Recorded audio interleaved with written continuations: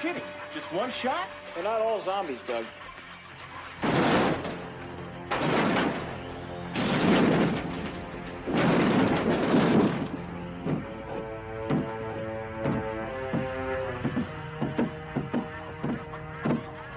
How do you fight this thing?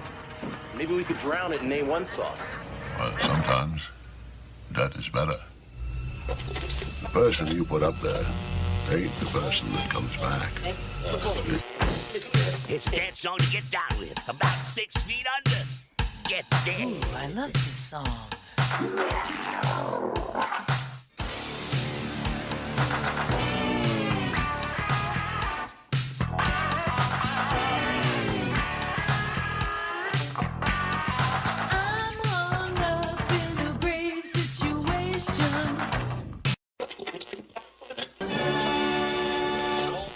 And now we come to the thrilling final episode of our radio drama. Hello and welcome to episode 170 of the Rotten Reviews podcast. Thank you all for showing up to this new episode. You know, you guys might have searched this episode out. Maybe this is your first episode, and I appreciate it. I appreciate very much that this is your first episode. Thank you for checking out the Rotten Reviews podcast. Hopefully you'll check out the whole back catalog of episodes. We got a lot of fun ones, and we're growing as a podcast. And I'm learning how to do this a little bit better each and every single day. And we got a lot more content coming out. And we got a lot more content on the other platforms as well. Hopefully you guys will check that stuff out, and I appreciate if you guys stick around for a little bit longer. For my returning listeners, if you guys have this saved so it automatically downloads each episode each time it comes out, I appreciate you guys so much. We've had a great year. The Spotify wrap is out, and the numbers are actually really enjoyable, and it makes me feel really good. As a podcast, we actually grew by, I think, 57% in the audience growth, and I just think that's crazy. I think that's an awesome thing, and here's to hopefully a good new year. You know, we're still in December. I mean, like, as of this recording, we're still at the end of November, but we're going into this December by the time this episode actually comes out. You know, tomato, it all means the same thing.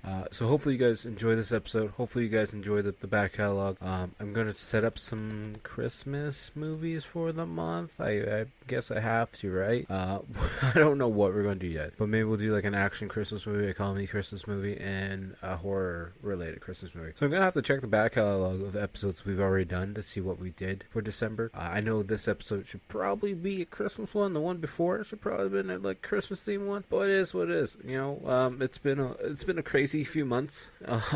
November actually wrecked us. I'm not going to lie with you guys. There's a lot of family stuff that happened between, you know, the loss of a family member. The same week, our family pet got very sick at the same time. My kid's been sick because, you know, it's that time of year where, you know, all these flus and colds and everything are going all over the place. So then everyone starts panicking, so you can't send the kid to school because they might get the other kids sick. You know, it's just that fun time of the year where everything just starts to go down the shitter because, you know, the shitter's full, and then you got Cousin Eddie outside draining the shitter into the public waste, and, you know, everything's gonna just blow up, and it's gonna be fine though. Everything's fine. We're just having a mental breakdown. It's okay. We're doing good. We're doing great. I got a new Danny DeVito art series coming out, which I personally am enjoying a lot, so hopefully you guys are too. It's a whole What If series based on like the old Marvel What If series. So I'm pretty much taking Danny DeVito and we're altering the whole dimension universe of every place else.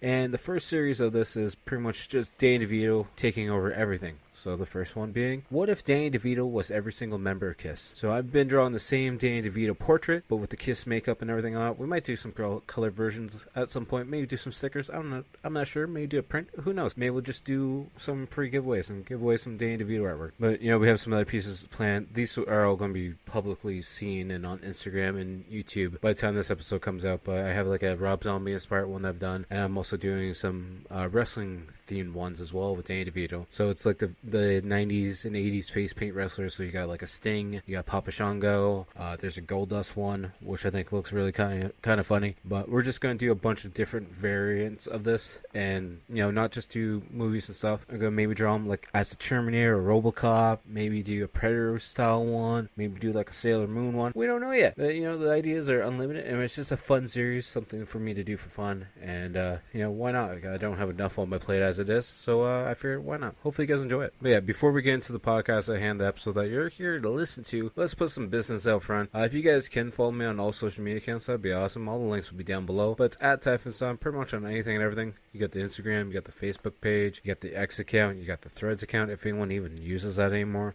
We have the TikTok account, which actually I had a Fall Guys short go up on there and actually hit over 1,000 views and I think like 40 likes. So that's pretty cool. We're going to be making more short gaming content because I do want to branch out more into the gaming content side of things. So we will be streaming more on Twitch and on YouTube. I think I'm going to leave Twitch for like the gaming content and YouTube for the art content, like streaming wise. But I don't know yet. If I can get a setup where I can multicast stream to both at the same time, that'd be superb. But I'm not that smart and I'm not that, tech savvy yet, so we'll see. We'll play it by ear and see how it goes. And then the other thing that we're on that you can follow us on, hopefully you'll follow me on it, please hit that subscribe button, like the videos.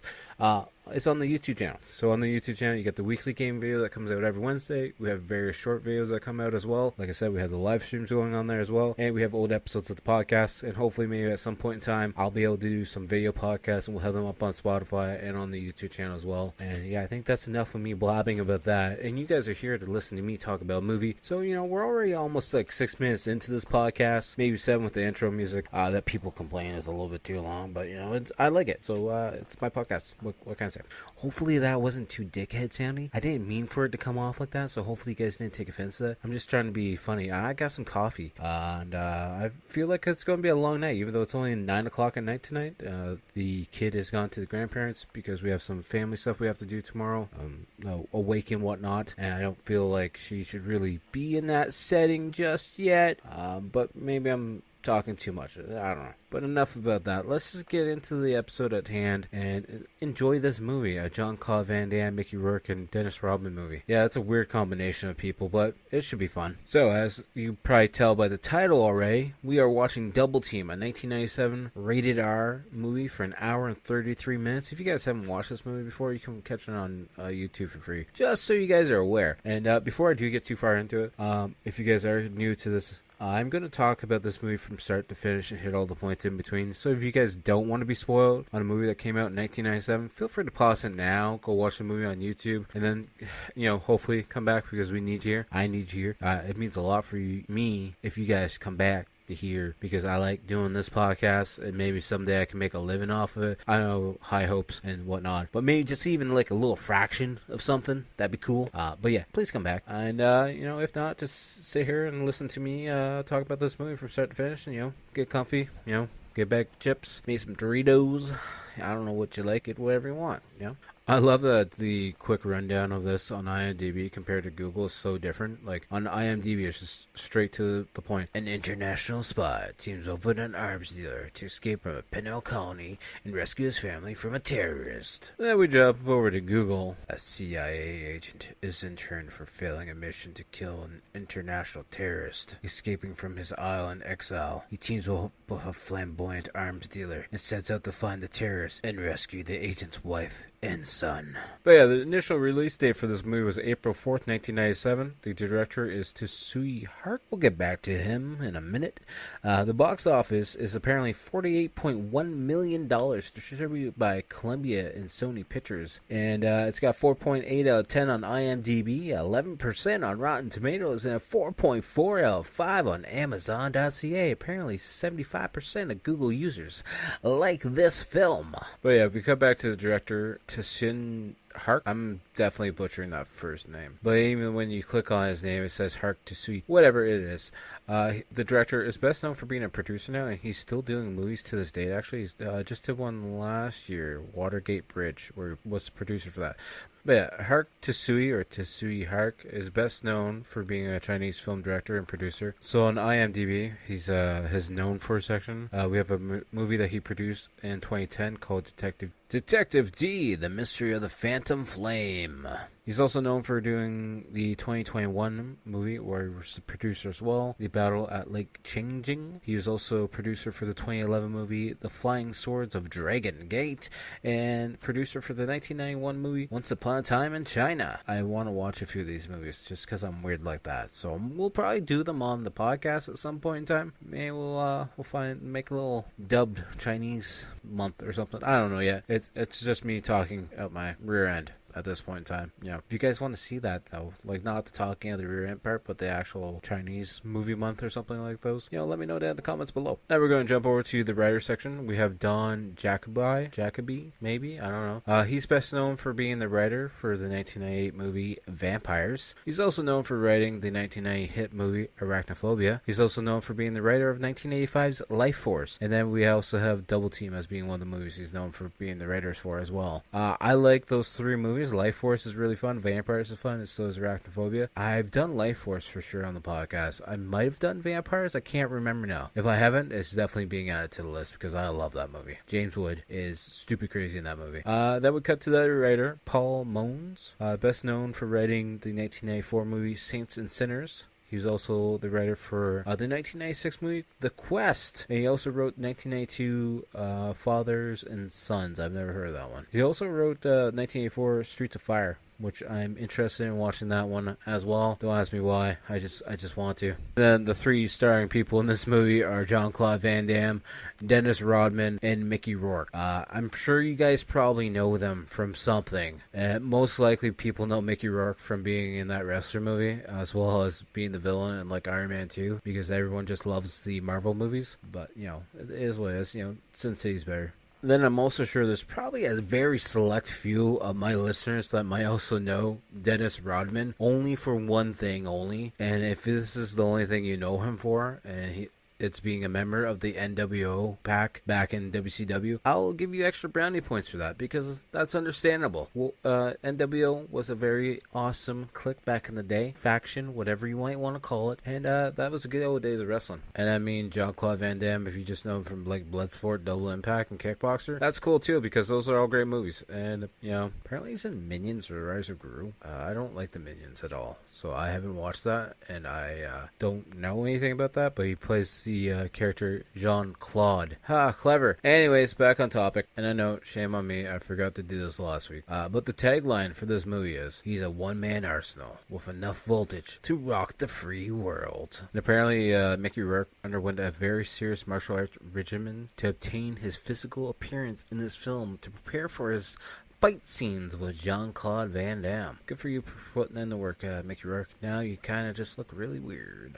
I can't say much, but I'm just saying. Anyways, enough of that. Let's just get into the movie at hand. As always, I will try to use the characters' names, but most likely I'll probably rotate between the character's name and the actor's names, because I'm horrible for that. I'm not gonna lie, but we'll do our best here. But anyways, I'm going to get into the movie now. Presents Saturday Night at the Movies, the television series which each week brings you the finest in recent motion pictures. Tonight, Let him in, Bravo. He's the nation's top counter-terrorist. Delta 1, you're good to go. But on his final mission, Negative. It's not him. he missed the target. Now, there's only one man who can put him back in the game. Whoa, I bet that hurt. That hurt. I need merchandise, the best. Sorry, I'm closed for the night. You're open now. A world-class arms dealer. Did you open that? Yeah. With a flair for destruction. I don't know, man. I look at you, I see nothing but trouble. What the hell? I kind of like trouble. Their styles are different, very different. Offense gets the glory. But defense wins the game. But against an international conspiracy, I need a partner. I'm the man, baby. they'll be at each other's side. Yes! I know! Oh! And in each other's face. It's me. Jack's coming. Take care of business. They have no idea what they're up against.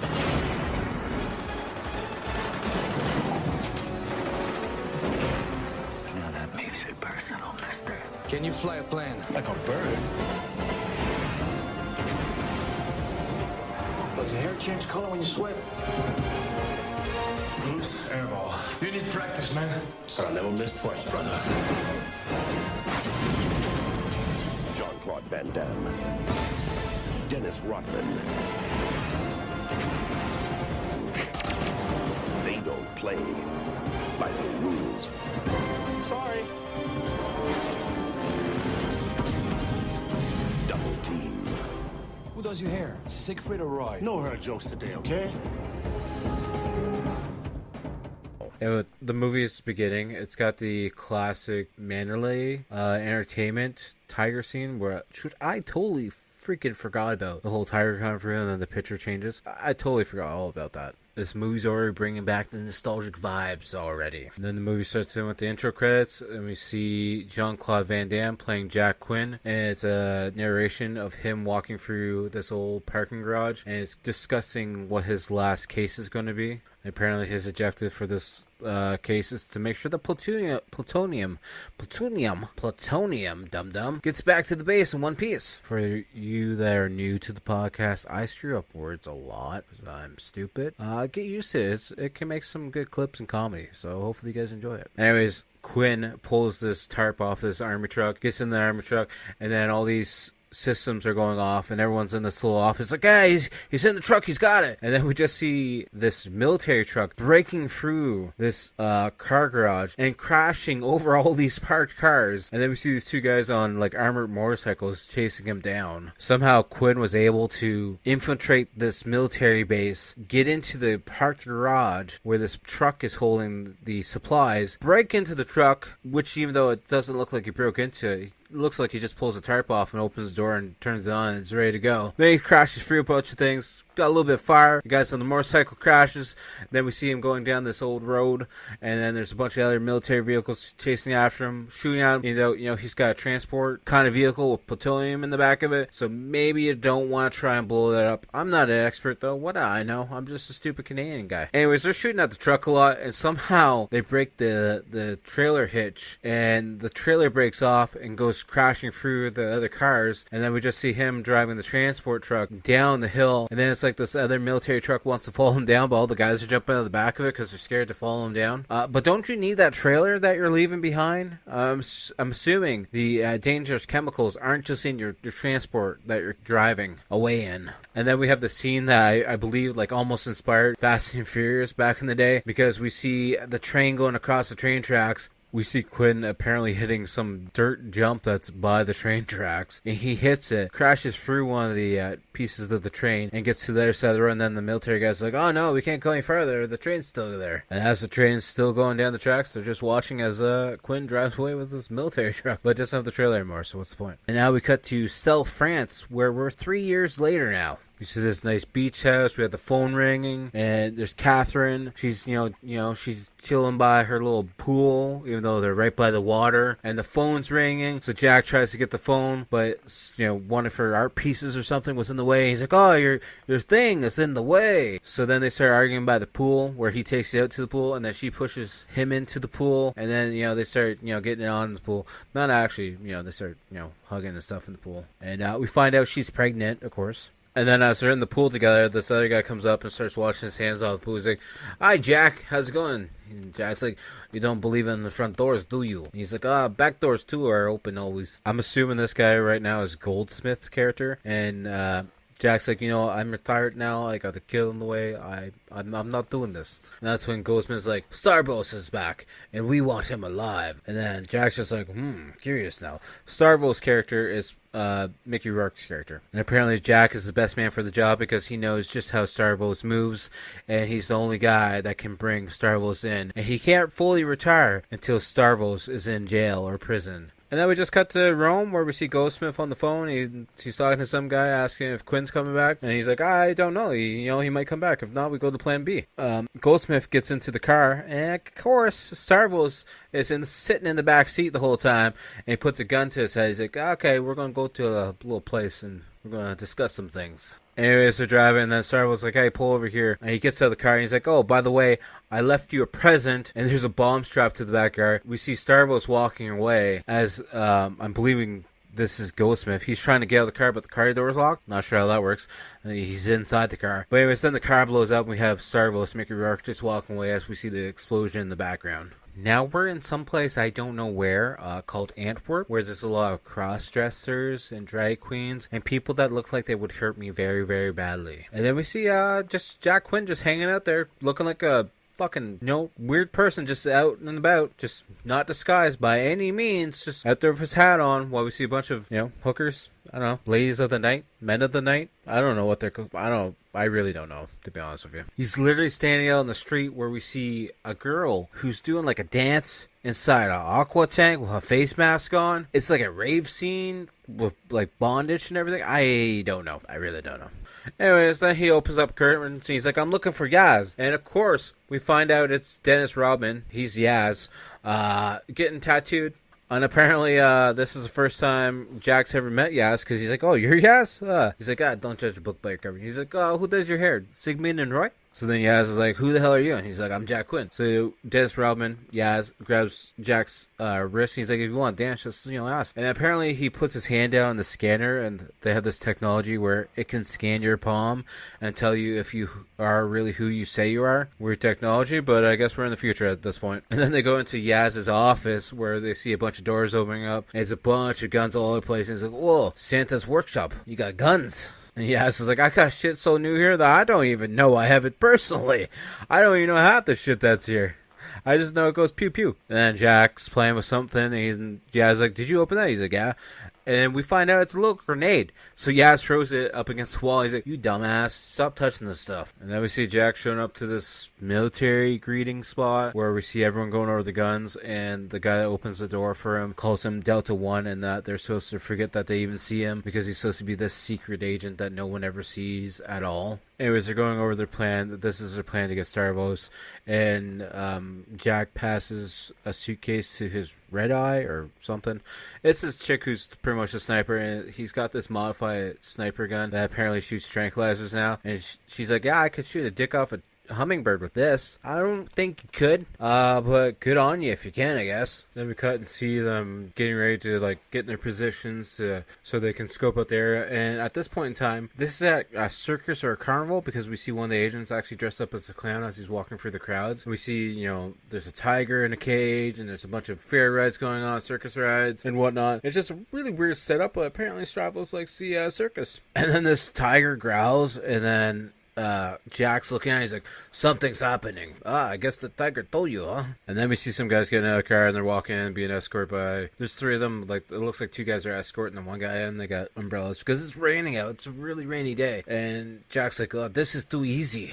And then they think it's Starvos, but apparently it's not Starvos, because this guy's using his right hand, and Starvos is a lefty, so they're like, it can't be him, he's using his right hand. So now they gotta figure out where Starvos is hiding. And then they find Starvos, and he's apparently at the tiger cage, and then this lady in a purple rain jacket shows up, and they're like, she's hiding something. It could be a bum. She pulls up the jacket, and it's actually a kid. And then Jack's like, you know what, I can't shoot, because he's hugging this kid and kissing him on the forehead. I can't do it. And then out of nowhere, Starvos notices the sniper glare from the scope, and he literally just shoots out the scope on this sniper that the girl was using, and then he throws a grenade, and then everybody starts going crazy. Apparently, maybe the clown guy was actually on Starvos' side the whole time. I thought he was one of the agents for them, but apparently not, because the clown takes off mask. There's gunshots all over the place. Apparently, a bunch of the carnies are actually working with Starvos, so now we have a gunfight between Delta One and his men and Starvos, and then that lady with the kid is by the tiger enclosure, and the tiger scratches her, and then she gets shot in the back. It's all hell's breaking loose at this point in time. Then Starvos runs over, grabs the kid, because it looks like the lady's dead, but apparently maybe these other guys are with Starvos. I'm not sure really what's going on at this point in time, because Starvos then has the kid on his shoulder,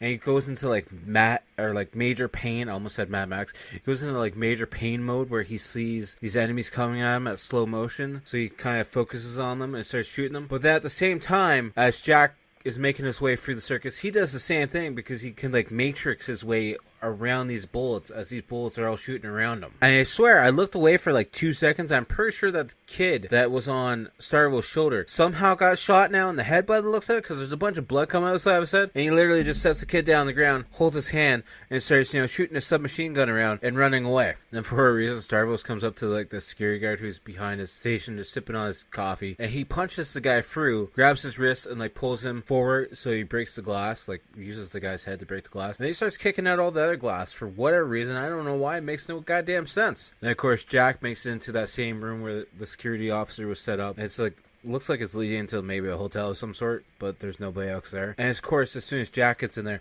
all the power gets cut. And literally Jack's walking down the hallway. It might be a hospital because we hear a lot of beeping happening. I didn't know if it was bombs or if it's actually like someone on life support trying to stay alive. But then we see an elevator door trying to close us. There's a dead body laying across, and we just see the door keep banging up against the body and going back. But then out of nowhere, we see a bunch of glass being broken because a bunch of gunshots are going through. And we see Jack landing on the ground. And then we cut to like the baby ward of a hospital, and he starts freaking out because he's, I guess, imagining his son being born or his child being born. Or maybe it is an actual baby ward. Maybe he's not just picturing that, because we hear a lot of babies screaming. So I'm not sure if it's an actual hospital and that they're in the infant ward, and Starbucks is just shooting his bullets for the glass to scare the shit out of the kids. And yeah, we are in an infant ward because we see Jack crawling on his back because Starbucks is talking to him, going on about how he's sad because his son's now dead, and he's crawling up to a crib where we just see this little baby and like, no, please don't kill me, please don't let me die. Then we see Jack jump through a window, land on a computer chair, slide through on that computer chair, jump off that computer chair, slide it through a door. Then Starbucks starts shooting at the computer chair, doesn't stop shooting at the computer chair, though he knows nobody's sitting on the goddamn computer chair. Then Jack jumps through another window, and they start having a karate fight where they keep breaking glass over the place, because why not? Then randomly they're fighting, and Starbucks starts running away, and then Jack goes to chase after him, and then this random baby comes sliding through on its little bassinet wheel thing, and he puts his hand up, and the baby's holding a grenade.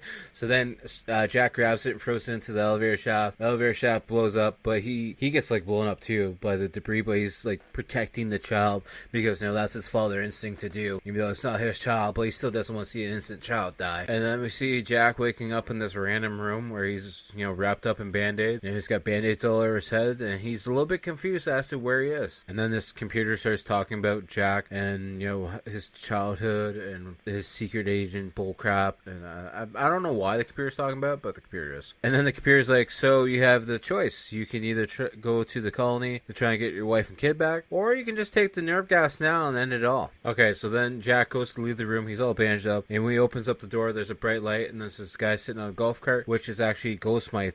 I thought Ghostmite was at the beginning of the movie, but he's not, so I don't know who the hell just blew up in that car originally. I don't know. And then we see Jack being introduced to a bunch of other guys that are all sitting around the pool. Apparently this is a fancy club of some sort, of hitmen, of various agents. That's when we find out that the colony is a bunch of ex-agents and agents are all, hanging out together because, they're too dangerous to kill, too dangerous to be killed. They're just getting along together as one community. And then Ghostsmith is like, here, take this watch. It's the Omega watch. It's part pager, part tracker, and it'll tell you where to be and when to be. This is our way of keeping track of you because you're part of the colony now. And then Ghostsmith goes on about how they're connected to every computer system in the world and how they're the last defense against terrorism and that nobody even knows that they're around, but, they're there, and they're watching everything, and they're watching what everyone does. Then we got them sitting down in this debriefing room where they got to put headphones on, glasses on, they got to put their hands down this weird computer system that moves their chair, and it's a debriefing room where they're watching apparently this plane got shot down, and they're believing it's the Koreans of some sort, or for some reason, I don't know why, but the Koreans are like, it wasn't us. So it's like,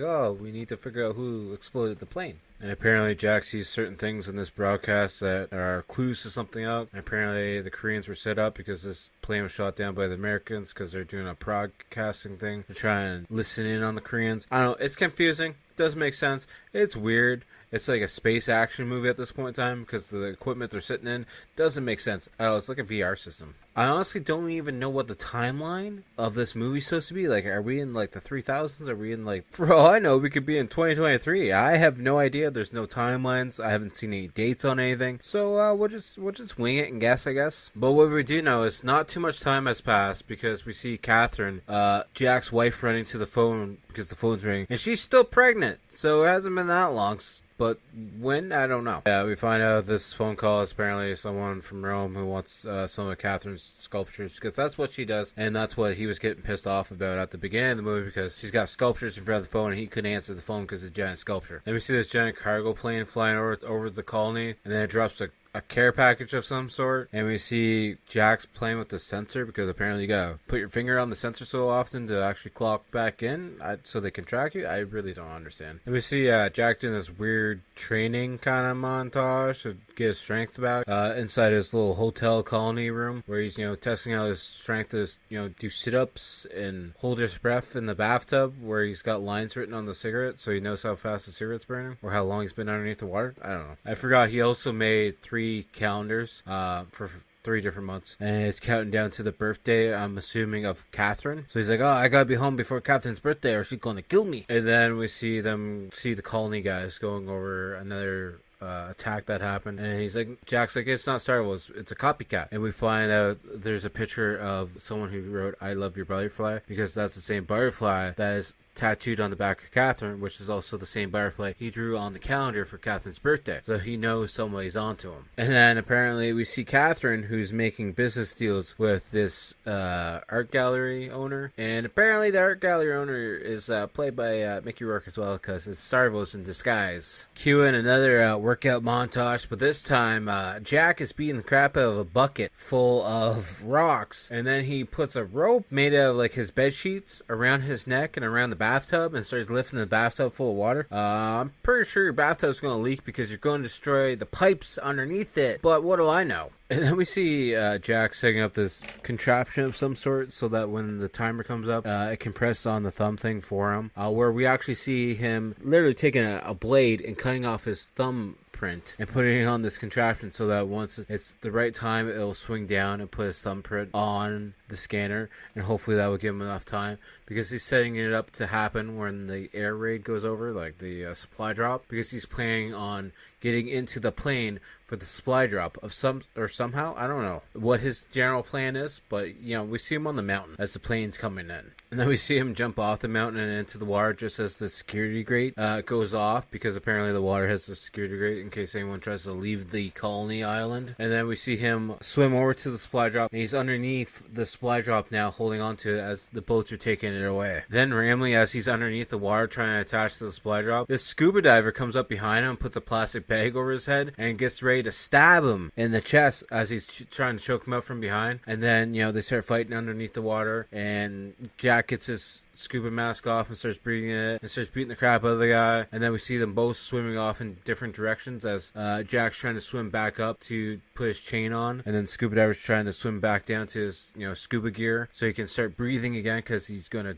suffocate underneath the water. And then we see Jack hanging on to the supply drop as this other plane comes over, scoops up the supply drop and takes it off into the air as he's holding on to the package. And then the security gate sensor, whatever crap, comes on in the water, and the scuba diver just blows up. Then we see the cargo finally get pulled up into that plane, and then one of the guys on the plane is like, what the hell's going on? There's a guy on the package. So then Jack starts fighting the guy, and then the guy's hanging off on the plane, and he's like, do you have a parachute? And the guy's like, yeah. So Jack just kicks him off so he won't die.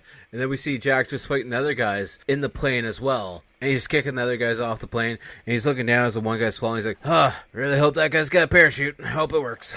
And then we finally see Yaz again in his, erotic district as he's getting on his bike, getting ready to take off. And then he gets ready to take off, and then we see Jack picking up the back of the bike. He's like, damn, where you come from, man? It's been a while. And Jack's like, hey, I need some merchandise. And Yaz is like, sorry, man, I'm closed tonight. So Jack pulls out his gun, shoots the lock off the store door. He's like, look, you're open now. Then they start fighting a little bit, and then they fall in the doorway, and Yaz starts laughing. He's like, all right, let's go talk. And then Yaz is going through all these different guns, and Jack's like, are you flat plane? He's like, yeah, like a bird, but I stay on the ground. And then Yas is looking at some grenades. He's like, you got cash on you, right? And he's like, I'll pay you later. He's like, you know what? We're closed again. So then Jack's like, so if you give me the merchandise, I'll give you the access codes for 3 CIA bank accounts once I get the job done. He's like, look at you. I see trouble. And you know what? I like trouble, so let's do it. And then we see them both up in the plane getting ready to jump out. And Jack's like, you sure this works? He's like, yeah, don't worry about it. Actually, if you die, you'll get a full refund. Don't worry about it. You'll be dead anyways. We'll both be dead, but it's okay. So then we see them both falling through the sky, and they're getting closer to the ground. And then they grab each other. He's like, Yas is like, that's love. And then the parachute goes off, and it's a basketball of all fucking things. Convenient, huh? Because it's Dennis Rodman, right? And then this basketball parachute thing that engulfs them takes him down to the ground. Also, I'll mention that Dennis Rodman's character Yaz has a different hairstyle each time in the movie. I don't know if there's planned or if it's just him like shooting the movie at various times where he just changes his hair so goddamn often. And then we see Jack sneaking up to this house where we see this maid lady like taking care of this kid that's in a bassinet. And then the maid walks away and she's like, yes, Catherine, I'm coming. So then Jack goes over to the baby and it's actually a baby doll with a bomb attached to it. So then it blows up and he runs out of the house. And then once he's outside the house, then this car comes driving at him. And then a bunch of guys start shooting at him and hell breaks loose. And then the house blows up even more. It's at this point when he jumps and falls in the water, or it's actually the pool, that I realize, oh, you're at your home, which just got blown up. Hopefully you have insurance on that. And then there's like gunshots going all over the place. You have him hiding underneath like a pool float at one point, and then he's just using a red scope gun and just literally shooting all the guys in the head. Pretty much one shot kills on all of them. Yeah, he shoots a couple of guys a couple times, And then we see a car on the road, and we hear Starbucks is talking on the radio because there's a cassette tape in the car, because that's how old the movie is. So I'm not sure how this technology is there. But anyways, it's there's also a picture on the windshield, and we hear the baby's heartbeat. He's like, you should check in the hotel in Rome tomorrow. Your baby's due tomorrow. And then we see this other guy sneaking around the car, and then Yaz comes out of nowhere and just knocks the guy out on the door. We see a giant dent on the door. And then Jack's like, I can't take this car. This car's rigged. We need to get some transportation to get out of this area and get to Rome. And of course, I have all the cars that we see Yaz going to steal. He steals a Fiat that he has to actually put the sunroof down so his head can stick out the roof. And then we see Yaz showing up at the hotel, and he's like, anything for Jack Quinn? And the bellhop guy's like, yeah, here's an envelope for him. It doesn't ask him if he's actually Jack Quinn or not, just gives him the envelope, and then Yaz just turns around and walks out. And then inside the envelope, it's just pictures of his unborn son inside this, mom's tummy. And Yaz grabs it. He's like, what the hell is this? He's like, my son supposed to be born today. That's when we see the soft side. He's like, Quinn, keep your mind. Why didn't you tell me this before? I'm gonna help you out now for free. And we see that this movie is dated because Jack is sending a text message on a Nokia like flip phone, razor phone. I don't know what the phone is, but it's one of those, probably you have to press the one number 3 different times to get a letter, because he's taking forever to type up this message. Also, the whole time all this stuff is going on, the colony members are still tracking Starvos and Jack, and they're all excited because they're like, we have a competition, we have a game going now. And then we see these agents, scoping out the area, and they're like, oh yeah, there's a whole full house of enemies all over the place. And then Yaz bumps into him, one of the agents. He's like, sorry. And he goes to sit down by this other guy who's, sitting with a boombox. And it's actually Jack in full disguise with, long hair and like hippie glasses on, being like, so you find out any information? And then we hear this car honking its horn. It's because it's an impatient driver. And Jack looks over and he sees his wife sitting in the back seat. And, she looks like she's in pain. And then Jack starts running and yelling Catherine, and she looks out as Jack is running in full disguise as these pigeons start, flying all over the place, and she tries to jump out of the car even though she's pregnant, and then the car finally starts driving away, and Jean-Claude Van Damme, Jack doing his typical bad action hero no scream, and then he runs into Stravos in a suit, and then Stravos like, you know what, Jack, I never break a promise, never, don't you worry, I never break a promise. And then Jack looks up and there's a sniper on the balcony behind Starvos, and then we see the agents finally realize that they got Starvos and Quinn, and then all the agents start coming out of their hiding spots and start chasing after him, but then they start shooting bullets all over the place, and then Jack's looking all around confused, being like, I don't know what to do right now at this point in time, to be honest with you. There's so many gunshots happening all over the place, I'm not sure who's on which team at all, to be honest with you, because the sniper's shooting at like this secret agent, and then there's other agents shooting at other agents on horses, and I have no idea who's on whose side. Then we see Yaz following the sniper, and then he goes to sneak into the back of a taxi cab to follow the sniper guy, and then one of the bad guys follows him into the back of the cab. He's like, you're over now. And then they start fighting in the taxi cab, and then they both get on the opposite sides of the taxi cab as the bad guy's trying to shoot Yaz. And then out of nowhere, Yaz just grabs him and throws him into the window of a bus, and then he starts following after the sniper again, because apparently the sniper didn't hear it this happening at all. I get it, the guy has a suppressor on his gun, but I'm sure he would still hear it, because the guy shot the gun like 10 times. Then we see the sniper guy getting ready to unlock his hotel room and go into his hotel room, and then we see Jack standing at the end of the hallway being like, hey, where's my wife? He's like, I don't know what you're talking about. Turns around, he's got this giant briefcase that's got a machine gun inside of it, so he starts shooting at Jack, and then Jack, bounces around the staircases and the balconies and stuff, and then he literally just starts, doing all his karate moves on this sniper assassin guy. Jack pretty much kicks the crap out of that guy, now in his hobo attire, and now he's fighting this Asian guy who's, I think, named Kofi in the movie, who's like climbing up the walls, kicking chairs at him and everything, just going crazy. And then he kicks his shoes off at Jack, and he's fighting barefoot now, but now he's got a knife inside his foot. Somehow, I don't know, let's just go with it, I guess. It's a 90s action movie. So then Jack finishes off those two guys as soon as the police officers are all showing up, and then we see Jack, going down through the elevator shaft to get out, and then we cut to Catherine, who's now in the hospital, getting ready to give birth to their child, but it looks kind of like a fishy hospital, to be honest with you, because like Catherine's laying down on the operating table, or medical table. I'm going to say operating table, because when she looks off to the right, all she sees is a bunch of scalpels and various knives that look like they're all going to chop her up into pieces. Then we see Jack showing up at this like monk cathedral kind of place. I'm not really too sure. It's some kind of church of some sort. And the guy's like, yeah, come in. You're a brother of Yaz, and Yaz has done a lot for us. It's like, what? And then they get into this back room with all this stonework, but there's a bunch of computer systems set up all over the place, and Yaz is already there. He's like, hey, what's up? Been waiting for you. And then Yaz's like, yeah, these monks have been, updating the system and keeping track on Rome for 500 years now. They're cyber monks. And then we see the monks taking Jack through this tunnel system that goes underneath the river that leads right to the hospital where Catherine is being kept by Starvos, which I guess makes sense. I guess they got the catacombs over there in Rome and whatnot, so I guess it makes sense, maybe? I don't know why I'm questioning it at all, because nothing in this movie has made sense at all, depending on the timelines and everything else and all the gadgets and whatnot. So I should just stop questioning stuff now, seeing the movie's almost over anyways. And then we cut to Catherine, who's giving birth to the baby, and the baby does get born, and then it's like, oh, Jack, you're going to be in the doghouse for sure for this one, because you missed the birth of your firstborn son. Oh boy. The wrath of Catherine might be worse than the wrath of Stavros, whatever. Let me see a guy in a suit come in, and he's getting ready to shoot the doctor. Let's just help bring the baby into the world. I forget the proper name of it. But anyways, then Catherine grabs one of the scalpels, stabs him in the back, and then the doctor shoots the guy in the suit. And then next thing we know, we see Jack jumping down on one of the bad guys. And then next thing you know, he's fighting Yaz by accident, because Yaz thinks someone's trying to attack him. He's like, hey, it's me. Don't worry about it. He's like, it's you. Then we see two bad guys running at Yaz, and then Yaz starts fighting them. He's like, hey, it's a hospital. No running, please. And then they start, fighting some more, and he's like, hey, be quiet. It's a hospital, okay? You gotta keep it down. As he knocks them both out. Then Jack gets into the room where Catherine is, and she looks over, and she's like, Jack, you finally made it. I don't know where our kid is, though. The whole time, though, the nurse that saved Catherine with the gun was hiding underneath the table, and he just grabs her and pulls her up and puts the gun to her head. And then Catherine's like, no, don't shoot her. She's good. She saved me. Then we have Jack getting all pissed off because he's like, where's Stavros and my son? And then the bro moment happens when Yaz comes in. He's like, hey, you go get your son. I'll take care of her. But you owe me at the end of the day, okay? I said it was free before, but now it's not.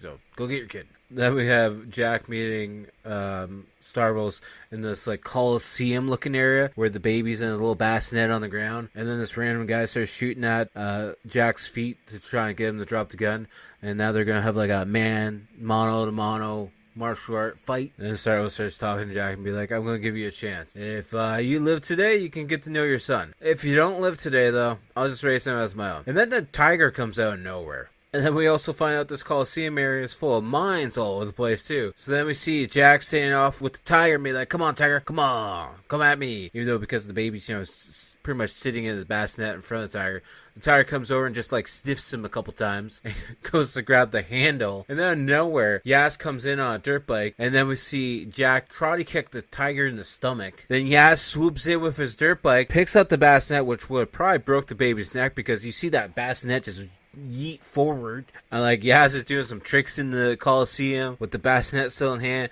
avoiding all the landmines, just swooping right and left.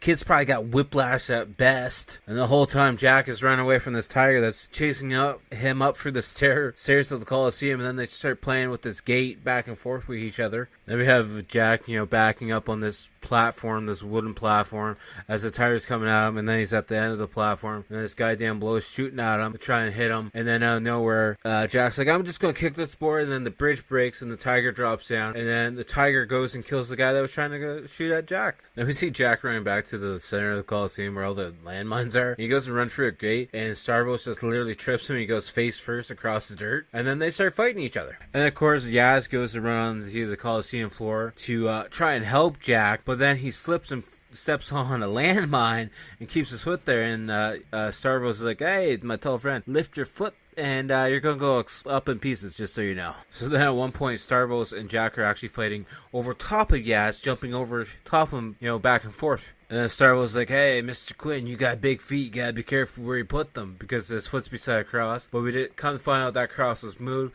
because then Starbucks steps down, and then we hear a click going off. He's like, damn, there's a mine underneath my foot. And then Yaz is like, hey, Starbucks, sorry, dude. I moved a couple of your crosses. Hope you don't mind. And then the tiger comes out of nowhere, out the back door. And then Jack's yelling at Yaz, and he's like, oh, crap. Tiger! And then they're running through the back alleyways of this Coliseum area, and then they see Mr. Goldsmith holding the baby. He's like, oh, come on, we gotta go this way. And then we just see Star Wars lifting up his foot as the tiger's coming at him, and him and the tiger blowing up. But then the rest of the Coliseum's blowing up as well. And then Yaz grabs a Coke machine to block the fire and the explosion from, hitting the three of them. Well, four of them, I guess, if you count the baby. And then, of course, the Coke machine saves them from the fire and the explosion. And then they look at the baby to make sure the baby's okay, because the baby's not making sound. The whole time everything else been going on, the baby's been crying, but when the explosion goes off, the baby's soothed and happy, apparently. And then as Jack is putting the baby into the car with Yaz, Ghostmite pulls out a gun at them, being like, I want to remember my Roman holiday. Give me a souvenir. Cut off a piece of your hair and a piece of your shirt. And then Yaz flips a lucky coin at Goldsmith, and when the coin hits the ground, a smoke bomb goes off, and then Jack jumps in the car and drives away and just leaves Yaz there. And then everyone's driving away. Goldsmith drives away, and then Yaz is looking at the rubble behind him. He's like, yeah, you better bet they're going to blame me for this one. I wonder what the fine's going to be for this one. And then the outro credits start to roll, and the movie's over. And, the outro credit music is Dennis Robbins singing, by the sounds of it. I haven't looked the song up, but I'm pretty sure it's him singing this weird-ass song. But anyways, on the Rotten scale, this movie is weird in the sense that, a lot of the technology stuff doesn't make sense. I like the cast, though. I like Dennis Rodman. I like Jean-Claude Van Damme. I like Mickey Rourke. So I thought it was pretty fun. I thought it had a nice little bit of action and, gunfights and all that kind of fun stuff. Action movies are really hard to talk about, especially when the action scenes start to happen, because, so many hits are happening, so it's hard to describe everything. But on the Rotten scale, I enjoyed this movie. I'm going to give it a solid 7 out of 10, I think. 7 out of 10 is pretty good, so... I like the combination of Jean-Claude Van Damme and Dennis Rodman, so make a good duo for the two of them. But yeah, which brings us to the point in time where we've got to pick next week's movie.